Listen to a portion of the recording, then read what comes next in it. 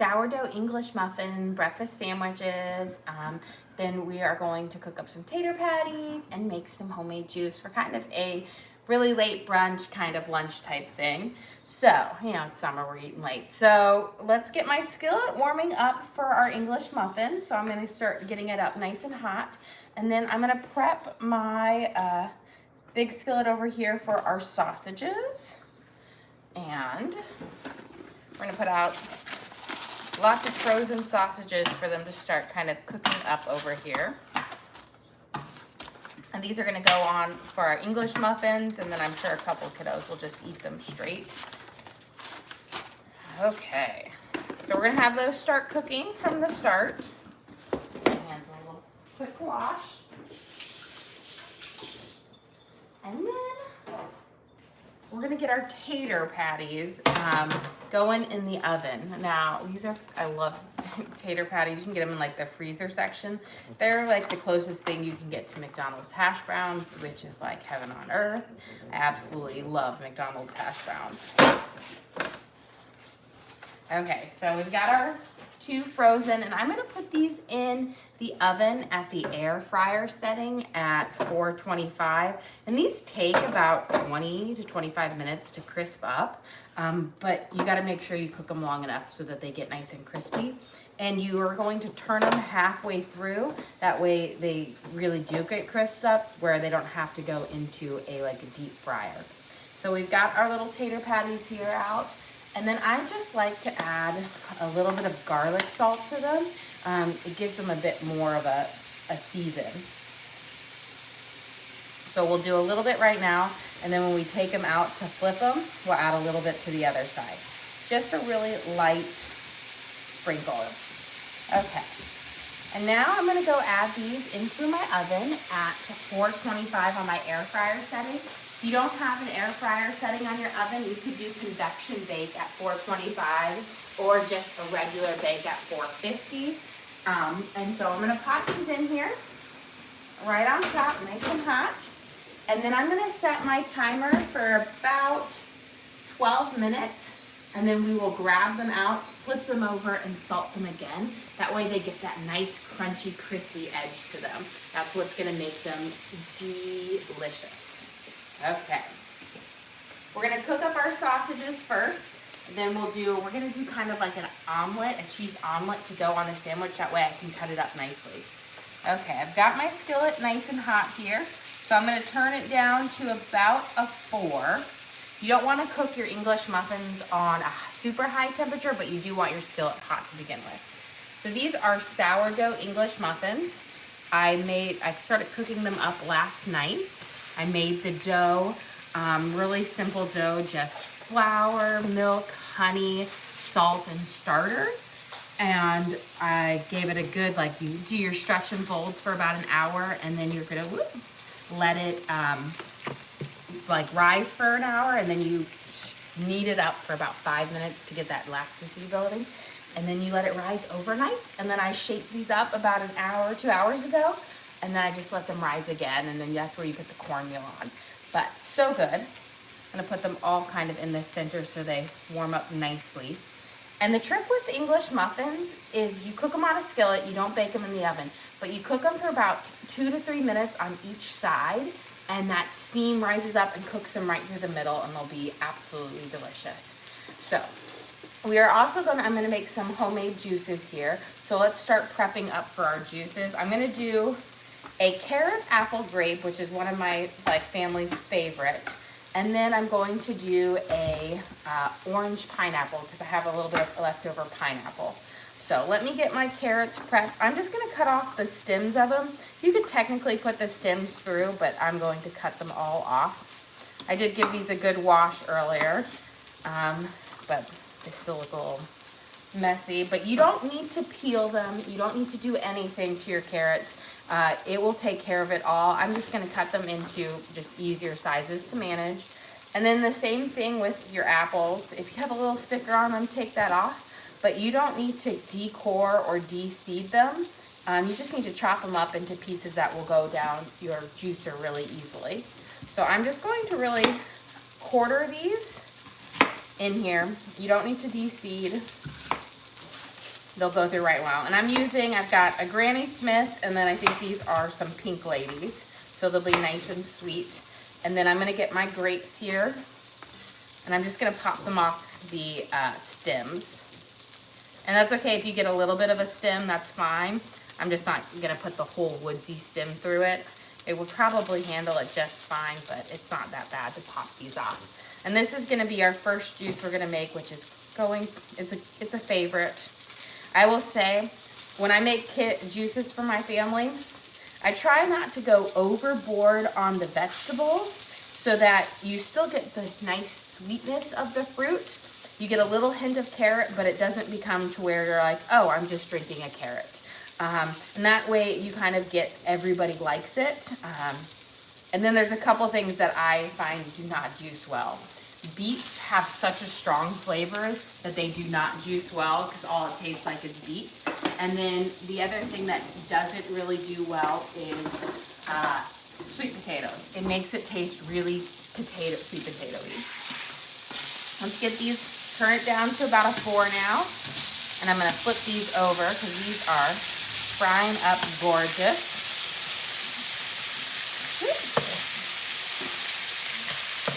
And there we go. We're gonna let these cook up. And then I'm going to cook the eggs in my little omelet in a little bit of that sausage kind of grease to give it a nice little flavor.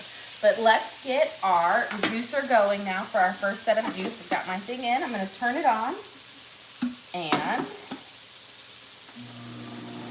have it going. We're going to add in our carrots.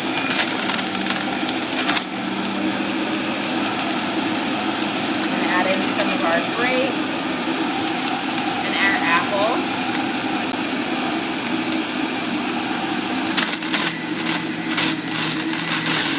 And the trick with juicing,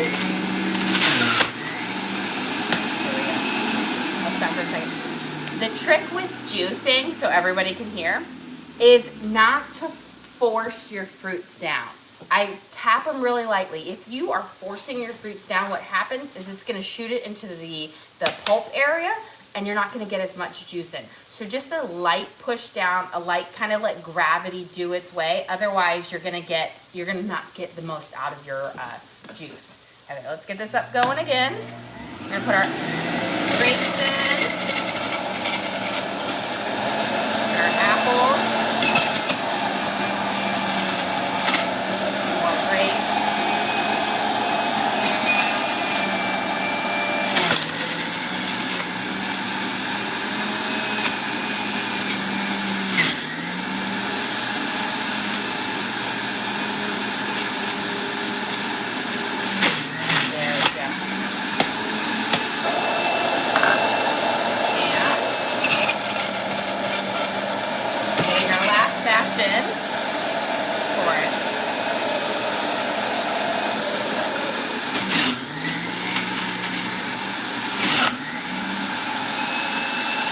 Okay, we're gonna let it sit and drop down, but again, very little pushing on it because you want it to get the most juice out. You have a question, what type of juicer is that? This is the Breville juicer. I added it to my Amazon storefront, which the link to that is on my profile page, but it is a great juicer. I absolutely loved it. I've had a couple different juicers before. This is my favorite one because you can do, it has a variety of settings. I typically keep it at 1, but you can even do soft fruits in it, which is like bananas, kiwis, and mangoes, which typically are harder to juice. But you can do that in these as well, but it's a really easy cleanup. I think that's my biggest thing that I love about it, is it's super easy to clean. And that's something that kind of can be a little bit tricky out of it. And it does a really good job. It just gives you pretty fine pulp. So out of our like 3 apples and our grapes and our carrots, we've got a really good amount of juice, about 30 ounces of juice here, which is going to be, that's what's my kid's favorite. Okay. We'll give our sausages a little stir. And then once they've got nice browning on both sides, we'll take them out and we'll start doing our little kind of our omelet thing on it. I'm gonna turn my little skillet up here just a smidge while these cook, and then we're gonna see if these are quite ready for it. The first sets of my English muffins are always gonna take the longest. It's just like pancakes when you're cooking on a skillet. Once your skillet's really hot, then it's gonna cook great. But that first set always takes about 2 to 3 times as long as every one afterwards. Okay, let's prep our oranges for our next one. Now, you can always leave your peel on if you want to at juicing, but I find that the orange peel gives it too much of a rindy flavor for like our liking. But if you don't mind that little bit of that bitter rind taste to it, then you can just slice up your oranges and add them in. But I like to give mine a quick peel because it doesn't take long to peel them off, but it gets rid of that rindy flavor. And I will say, fresh squeezed orange juice is really delicious. I've got some pineapple that is like, we cut it up a couple days ago and I have a few bits left, but I know nobody's gonna eat it. They're just gonna pick the next freshest fruit. So they'll be nice and sweet to add to it. So it'll be a nice kind of tropical flavor. There we go. So I'm gonna peel this off. And I will tell you, oranges, there are certain fruits that can yield a lot of liquid, and then there's some that yield not as much juice. Oranges are great. Any citrus fruit is going to be really juicy. Grapes are really juicy. Melons are really juicy. And then the firmer fruits aren't quite as juicy, but apples, I feel like an apple adds a lot of sweetness to your juices, so those are really nice. Okay, and I feel like it's summer. Juicing is just so, especially when you can get fruit for so cheap right now, it's always nice to have some fresh squeezed juice. Okay, let's get this off and peel it. Now when these are oranges, when I typically, if I'm buying oranges at a grocery store, I want to take the orange that I feel like has the thinnest skin. Those are going to be your juiciest oranges. Oranges with thicker skins, that skin typically dries out the orange and you're gonna have more of a dry, spongy orange. So always look for the one that you can feel and you grab it, it feels thinner and it feels more squishy. That's gonna give you the best orange for our thing. So I've got our 4 oranges here, and you can see this one's a nice and thin skin. So that's gonna be a nice and juicy orange. Let's check over here on our sausages. It should be just about ready here. Okay, we'll grab a plate and get those off in 1 second. There we go. Look at this nice golden kind of brown edging on our English muffins. Beautiful. I'm gonna turn this slightly over, and we'll have these first batch done in no time. Grab a plate to take, actually I'm gonna do a small one, and then we're gonna grab this for our eggs.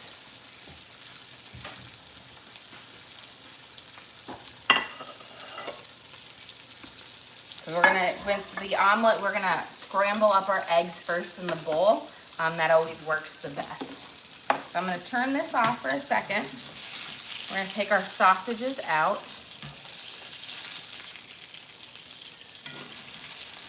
There we go. We'll have those right here. And then I'm gonna put a pat of butter in my skillet, let it start to melt. I have my skillet turned off, so when we're ready for it, I'm gonna turn it back on and heat it up just a second. But I wanna make sure everything kind of begins at the right timing. So for my breakfast sandwich, I'm gonna do kind of like a big omelet.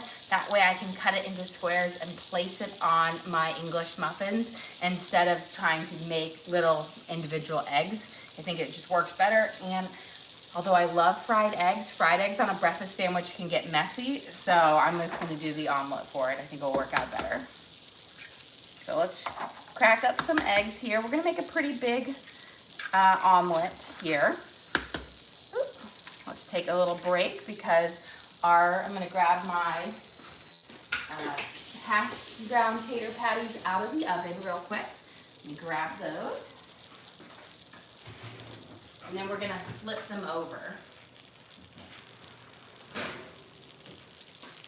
Okay, so with these guys, remember we're halfway through, they've cooked for 12 minutes, And what we're gonna do is we're just gonna slide our spatula over and flip them to the other side. That way the top will get crispy and the bottom will get crispy. This is gonna give you the best crunchy, crispy tater patty all over. There we go. And then I'm gonna sprinkle just a smidge of garlic salt on the other side so it gets that nice kind of salty flavor on it. There we go. Just a smidge. And then I'm gonna pop these back in the oven and I'm gonna set my timer for 12 minutes. That way they'll cook up and crisp up nicely. Okay. Perfect. There we go. Okay, let's finish cracking up our eggs here. I'm probably gonna do maybe a 10 egg omelet on this one so that I can, each sandwich will get a good amount in it. You have a question? Have you ever made breakfast pizzas?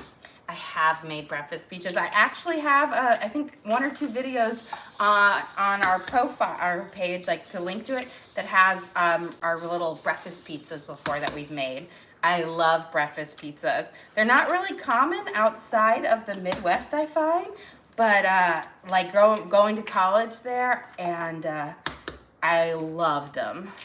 College had like the best breakfast pizzas, and I absolutely loved it.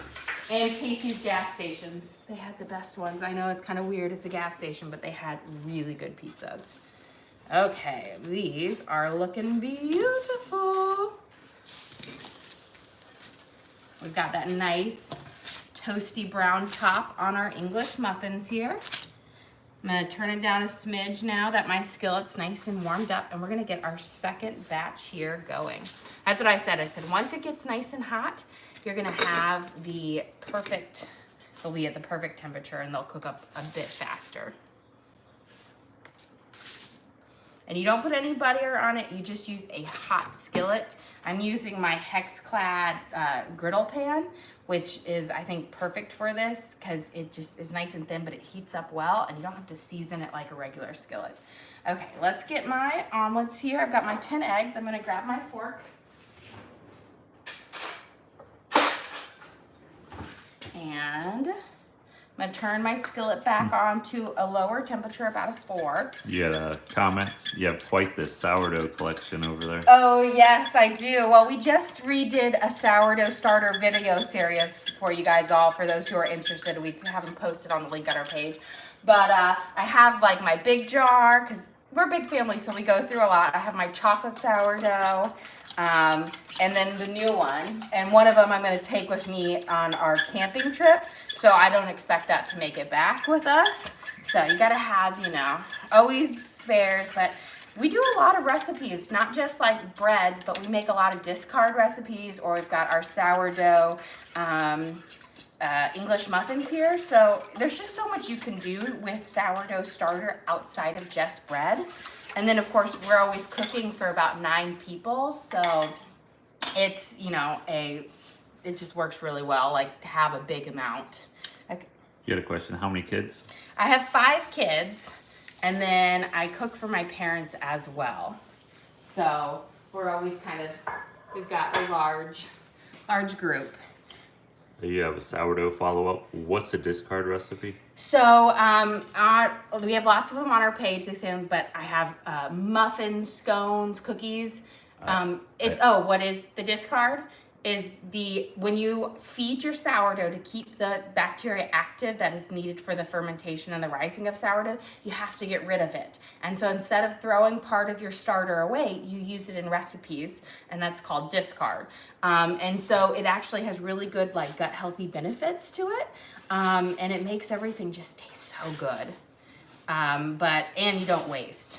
There we go. Look how much faster they're cooking now. And I have them cooking on about a 3, so they kind of goes low and slow for the second part. And someone's asking, so you have videos on how to start a sourdough starter? Yes, I do. We just posted a new collection on there, and I believe we have a recipe card as well for for everybody. And so what's nice about the starters is you don't need a lot for it. It's just flour and water.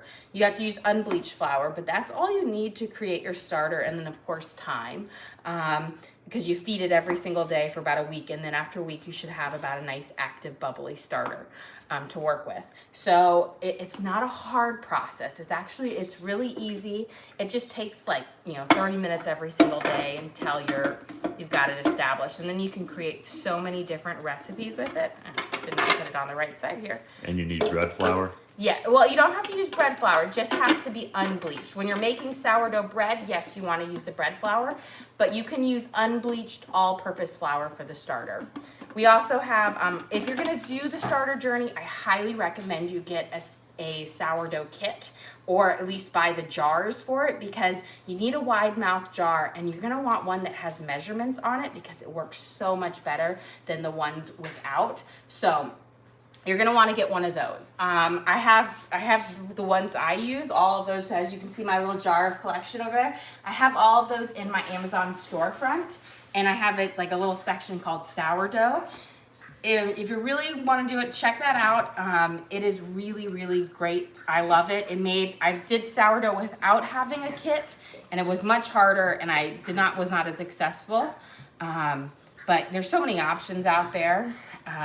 But you can definitely check it out, see if you're onto it. It makes it easier. They're not expensive, but it gives you all the tools to be successful.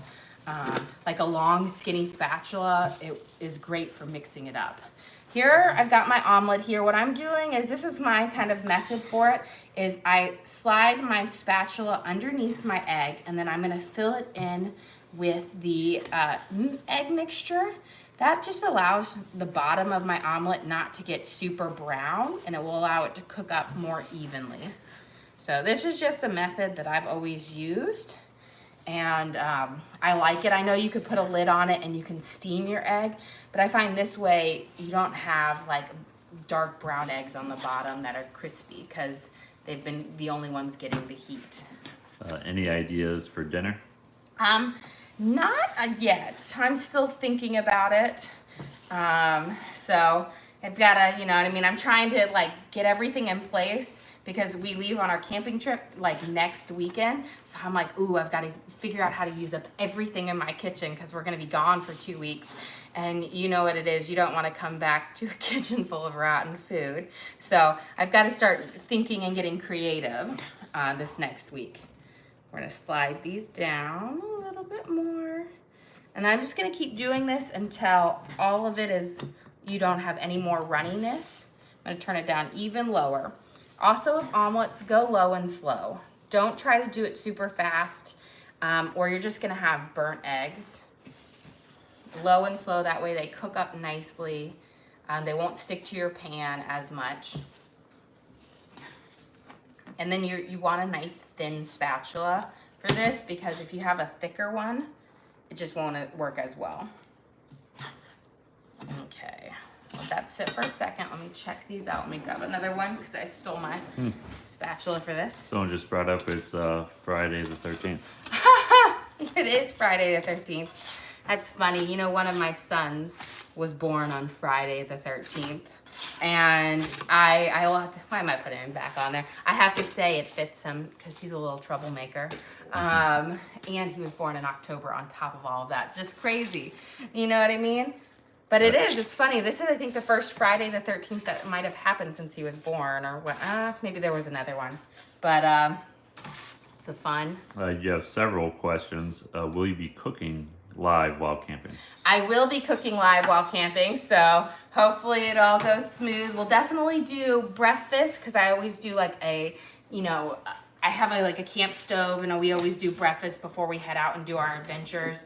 And then we'll do dinners most nights at the campsites as well. We typically do our lunches out and about, but we'll do our campfire cooking. I've got a lot of campfire tools, and I've kind of mastered the art over the years.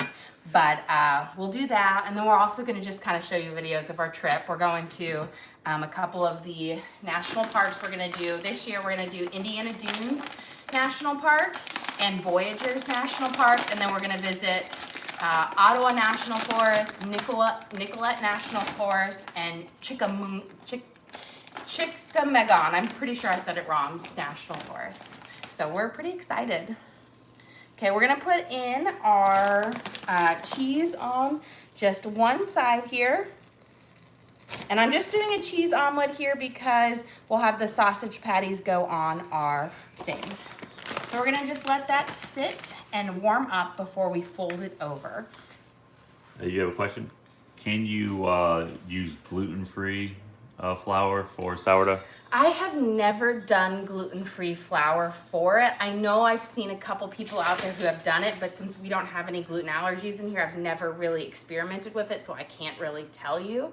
But I think there is a way, but anytime you use that, you go gluten-free, it's more, you're going into some organic chemistry there because you've got to use a mixture of things to get it to turn out right because gluten is such a huge part of bread. So it just makes it a little bit harder. So unfortunately, I have not. Okay, let's get our next juice done. We're just gonna do, I told you I had some cut up pineapple already. So we're gonna do our orange pineapple for this. Angel says she makes gluten-free sourdough, Ooh. so it's... See, I'll have to, maybe Angel could give out some tips there. Before we blend that up, I'm gonna flip my omelet here. I think we're getting pretty good. Okay, this is a really big one, so let me, normally I use my slightly smaller pan for this, but there we go. Look at that, gorgeous. And now I'm just gonna turn off the heat and I'm gonna let it sit and melt the rest of the cheese there for it. Angel says almond flour. Ah! That's the trick. I've never tried it, but I think that it would be pretty good. I do like almond flour, especially in macaroons. Those are so good. Okay, let's get these going up. We're gonna add our pineapple in.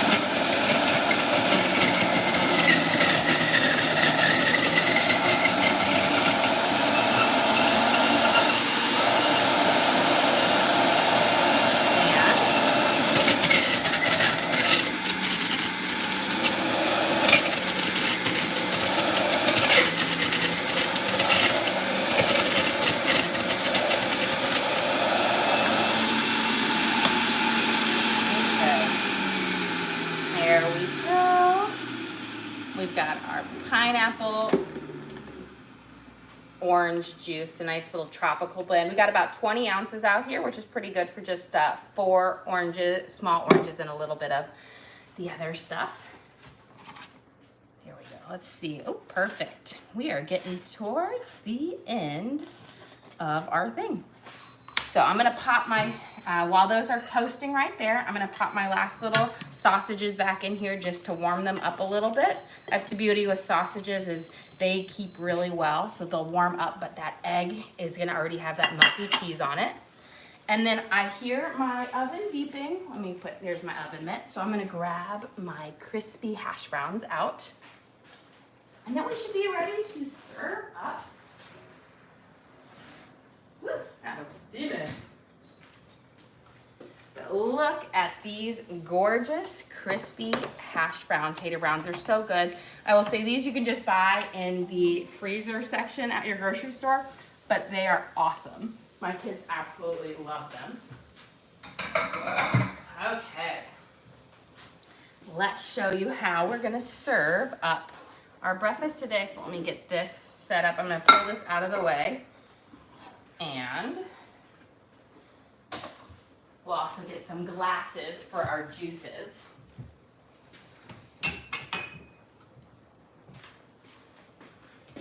Okay, so I kind of like to do my breakfast sandwiches, well, I do my English muffins 2-way. I mean, you've got the classic with strawberry jam, so we'll make some with that.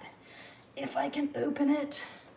Now you guys get to see my lovely trick. So if you aren't good at opening jars, get a butter knife, flip your jar over, stick your butter knife in until you can just pop an air pocket in there and it will loosen up.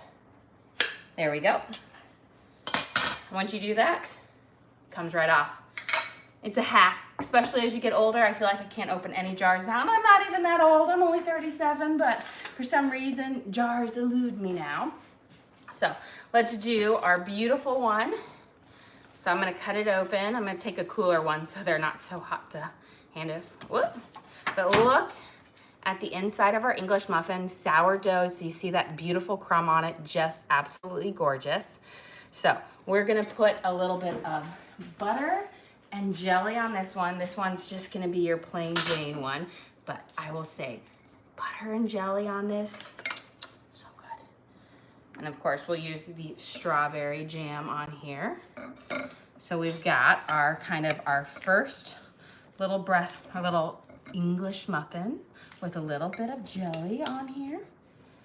There we go, beautiful. And put a little bit on both sides. And now the next one is gonna be our breakfast sandwich. So we're gonna cut this guy open.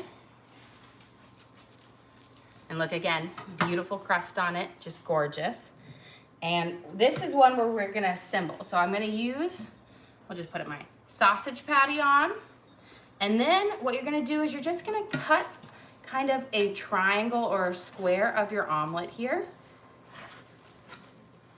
And then you just place your omelet on there. And this is gonna give you that cheese in it. And then look, you've got this gorgeous, oh, the cheese is even dripping out. Gorgeous breakfast sandwich.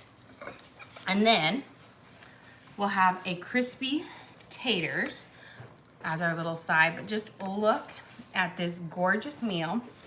And then my kids will have the option to have our pineapple orange juice. So look how beautiful it is, freshly squeezed with our juicer.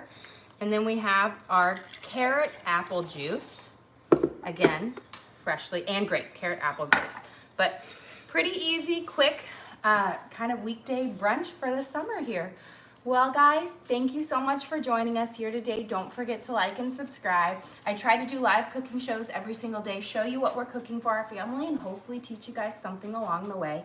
Again, we do upload all of our videos to the link on our page, so if you ever want to recreate any of our recipes at home, you can just go to that link, search for the title of the video, and cook along with me again. We also have an Amazon storefront where you can buy any of the cooking gadgets that you saw here today. So I've added my juicer in there as well. I've got my pans and my spatulas and all that jazz. So you can check that out. I do make a small commission from that, but again, it's here to help you, show you what I'm using in the kitchen.